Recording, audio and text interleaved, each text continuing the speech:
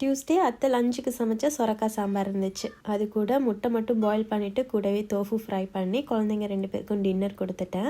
எங்களுக்கு சப்பாத்தியும் பன்னீர் பட்டர் மசாலாவும் தான் ரெடி பண்ணியிருந்தேன். இதுதான் ஃபஸ்ட் டைம் இந்த ரெசிபி வந்து நான் ட்ரை பண்ணுறது. ரெசிபி வீடியோ பார்த்துட்டு என்னென்ன இன்க்ரீடியன்ட்ஸ் அப்படின்னு நோட் பண்ணிவிட்டு அப்படியே என்னோடய ஸ்டைலில் சமைக்க ஸ்டார்ட் பண்ணிட்டேன். பேனில் கொஞ்சம் பட்டர், 2 கிராம்பு, 2 ஏலக்காய், ஒரு பட்டை, காஞ்ச மிளகா, வெங்காயம், தக்காளி, கேஷ்யூ நட் இதெல்லாம் போட்டு நல்லா வதக்கி வச்சுட்டேன். அது ஆறுற கேப்பில் அப்படியே சப்பாத்தியுமே தேய்ச்சிட்டு குழந்தைங்களுக்கு டின்னருமே கொடுத்தாச்சு.